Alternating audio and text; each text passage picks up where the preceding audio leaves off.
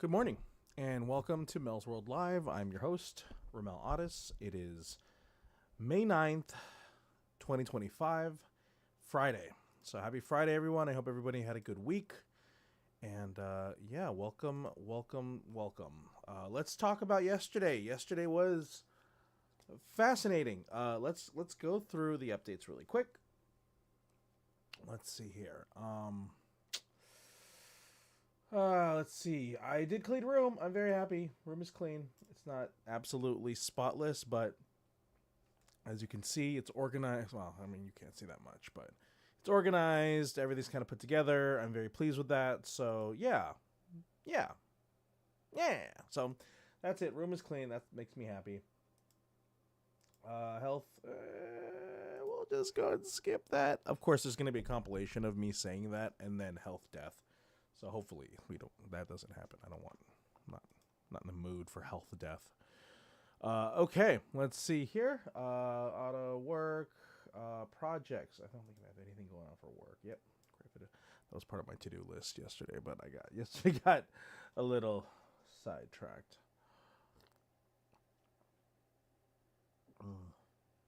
That was my coffee take. Do a little coffee take. It's always nice, right? If you don't recognize anybody in the streams right now, I don't recognize anybody in the streams. It's a little easier to be free, right? And I don't mean free as in like free from the shackles, but just like, I don't know, there's no pressure, right? There's nobody to talk to. Then you don't feel as much pressure to say anything of substance or importance. You could just kind of goof around. So, yeah. Let's move on to projects. World's concert. Yep, I visited the soap factory. And that's good. Food Sleuths, Ryan Flo. You know, for Ryan Flo, I have sold another pair of pins. That's really cool. I didn't expect to sell more pins after the show. I mean, I was hoping for it, right? I sent out a message to the subscribers and a message to peoples, and yeah, I got another 2 pins on, sold, and they threw another $10 on that. So that was super cool, and I really appreciate that. So, anyways, let's see. I know it sounds like the Heist 2025 is now called the Heist and the Unrest.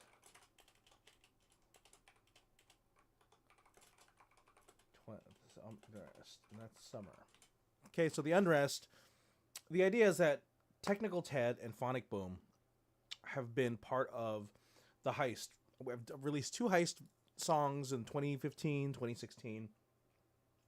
And the idea of the Heist songs are their Christmas songs in which we coordinate, the narrative of the song is we coordinate a heist, an actual, Ocean's 11 style heist where you steal something, and the idea is that for these Christmas heists is we steal from the rich and we give to the poor, right? And really, we steal from the ultra wealthy and we give to the children. We convert the money that we've stolen into something that we can give for kids for Christmas. It's a, the idea is fun. Unfortunately, well, I wouldn't say unfortunately, I was very the second year, right? The 2016, I think that was the year that we elected Trump. I was a little bit more frustrated with the government, and so I think I was a little bit more pointed. And to be fair, that's fine. This heist, I want to get back to the basics.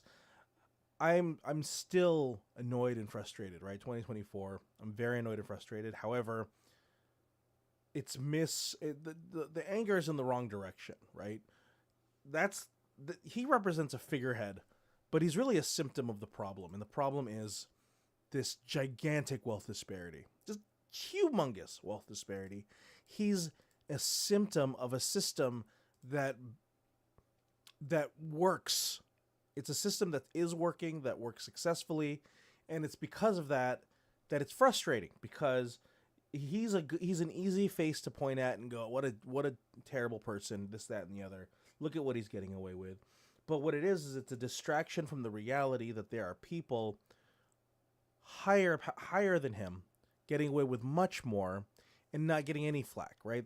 He's a perfect visual shield for the problems of the disparity of wealth, because he's easy to point at, he still gets away with things, and he has the backing of those who are protected by their own wealth and by each other. Anyways, what I'm getting at is my direction of anger towards him is superficial, and it only foments internal tribalism, right? People get mad and you made fun of that guy and I support that guy and I hate you, and it just takes it away from the reality that there's a bigger problem at hand. Anyways, so I want to do a new heist with Teddy and Phonic, but I want to bring it back to the basics. And what I mean is, we got to steal money and we got to give it to the kids, right? The song narrative, right? If you clip this incorrectly, it sounds like I'm literally planning a heist. But anyways, what I'm getting at is, I'd like to get back to a complex and beautiful heist, maybe a good guest, get that thing. The other thing I wanted to do, called the Unrest, is kind of the other half of it, right? So, we want to get back into making tracks. We want to get back into the collaborative process. So I thought it'd be good to have a summer release on top of having the heist. And the summer release, called the Unrest, is the idea that, the heist is kind of uplifting in that sense, right? You steal from the rich, you give to the poor. The Unrest is kind of a, why aren't we angry enough, right? People are angry, but for the wrong reasons, right? People are being fomented by the machine, but what they're doing is they're turning their anger inward, right? So we have people getting upset at woke culture. We have people that get upset at the right culture, the right wing. And there's a machine that's kind of pumping anger at each other, and the anger should be redirected. Really, the fury and the indignation needs to be refocused and recentralized, and it's not happening. What I was explaining was, there's a culture of comfort, right? Back when the French Revolution was happening, the comfort level disparity was huge. The people that didn't have anything were suffering. They were at this point, even though the wealth disparity was great. The feeling of inequity, the feeling of comfort was so huge. There was a turning point, and I think the powers that be, and I wouldn't say there was their direct intent. Maybe it was kind of like a subtle intent, but they created an environment in which the people's comfort levels were to a point where it was just too comfortable to get to stand up. The world that you lived in, you were hyper focused, you were hyper distracted, and you were infighting, and you're comfortable enough. Your life is comfortable enough that even though you don't make anything, you have just enough that you're not I was saying questioning, but you don't feel a dissonance, a strong enough dissonance to do anything about it. And the whole point was of the unrest is to go, let's bring everyone's focus back. Let's see if we can get them to stop focusing on internal fighting, to get them to stop focusing on the comfort levels, the distractions, and to go, this isn't right. This is us boiling alive. We're frogs. We're all frogs in this giant pot, and we're slowly being boiled alive, but we're not being killed. And that temperature is exactly where you want to put people so that they don't feel like they're getting cooked, that they feel comfortable, that they feel like, you know what, this is it. This is the only job I have. I can never get one again. I really have to, And so that's what the unrest is. The unrest is to stir that pot, to get people to recognize how hot the water is, to realize that they shouldn't be pointing fingers at each other, that the problem exists on a level of control that they don't see. We talk about this like Illuminati and these secret societies. It's not secret. There is a very strong force at the highest levels when it comes to money and wealth. And those folks, their words have way more weight and vote than any single individual, which you wouldn't expect people to have, but they do. And what they say and what they do impacts every person on every level, right? Which the government is the most egregious. The government, you can see the billionaire influence in the Supreme Court, in the presidency, in the people that the president hires and brings on. And then there's a sycophantic chain of command below that who look at that wealth and that opulence and go, well, if I can act like that, if I can fake it till I make it, if I can be part of that system, all the more that I want to, kind of advocate for that system. But on retail, billionaires, on social media, billionaires, on all of these impact, like the people that are on Instagram and on TikTok, you chase the ladder all the way to the top, and there are people who are so financially influential. And that's just who you see. It's who you don't see that's even more problematic, right? You see the Supreme Court justices that are purchased by the billionaires. You see the heads of Amazon. You see the heads of Meta, and of course, Teslas and all that kind of stuff. There is a large percentage of ultra wealthy whose name you don't know, whose face you can't pick out, and they are strongly influencing a way to maintain their wealth, to continue their wealth, and to put money into the hands of people that can continue to widen that gap, right?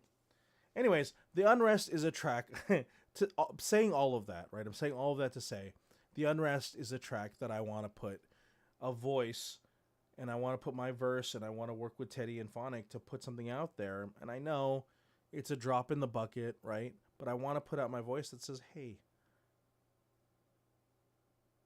look around, put down your misdirected anger, and let's talk about what the problem really is.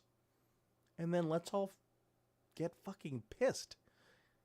When we say eat the rich, right? When somebody says eat the rich, what ends up happening is people that aren't wealthy but want to be wealthy, right? The 100,000, the 200,000, the 300,000 middle class, they feel attacked not because they're rich, but because they identify as rich. They make enough that they live in a world where they're upset with taxes, they are upset where their money's going, they want to be more fiscally conservative, a lot of their stakes are in stocks, in the stock market, and to attack the wealthy, and they're shareholders, right? To attack the wealthy is to attack them.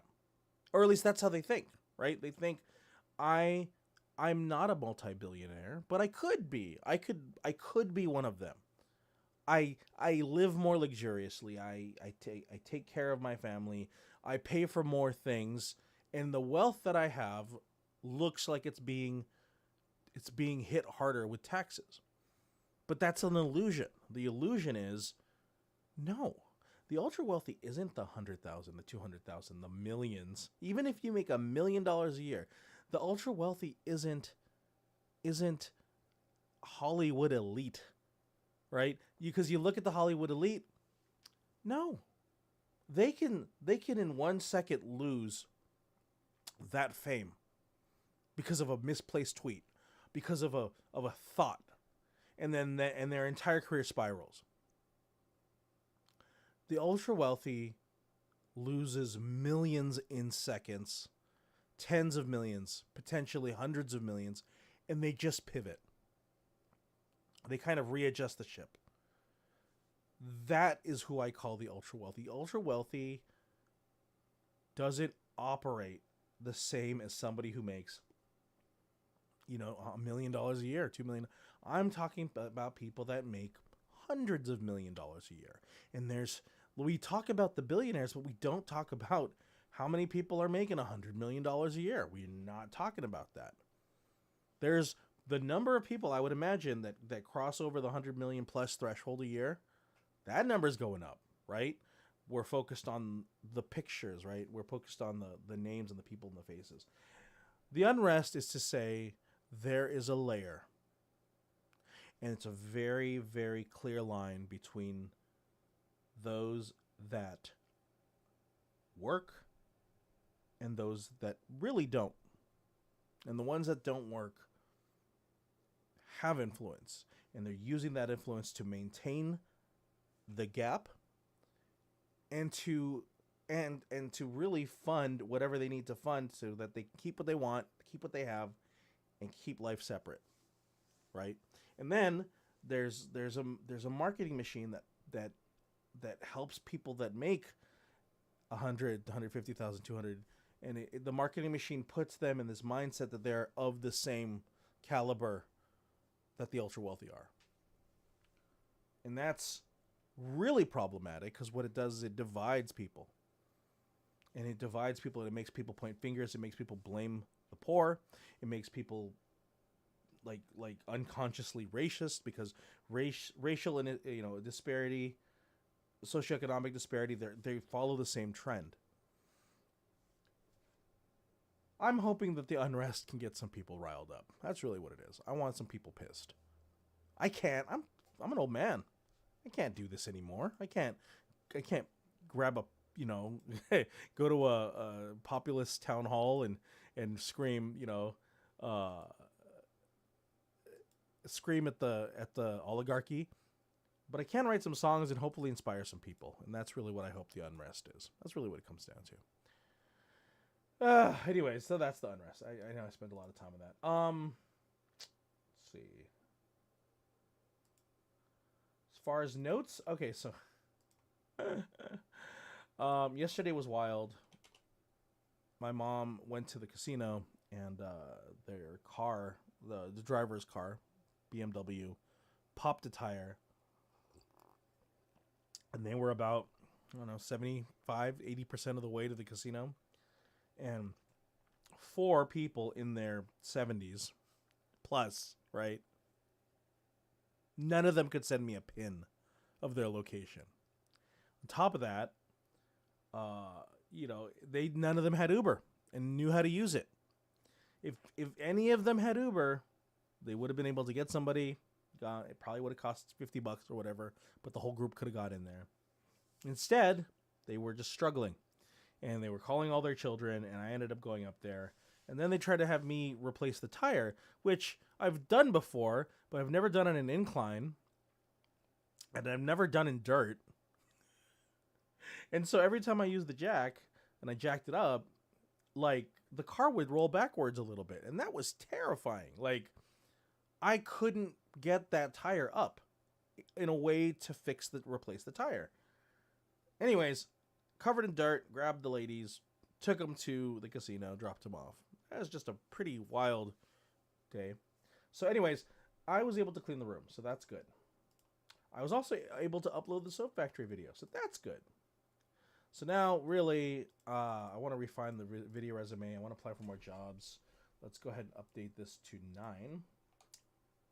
Let's refine the video resume. Let's apply for more jobs. Let's mail out the pins. What else do I want to do? Can I add something else to this list? Yeah, I'll do laundry. Let's do laundry. Boom. Okay, that's my notes. All right, well, I appreciate you coming. I hope you have a fantastic Friday. I hope your weekend is great. Yeah, this is just another... The weeks go by fast, you know? And we really need to be serious about our finances. I think I'm at a point where, you know, there's probably 2 more months left before things run out of, you know, things run out. And that means July, maybe we get to July and we really ask ourselves, what do we have left? You know, how much gas do we have in the tank?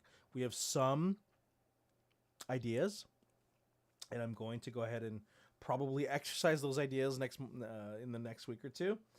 But ultimately, yeah, we really need to get our understanding of our passive income, see where we need to fill in the gaps, see where we need to increase growth.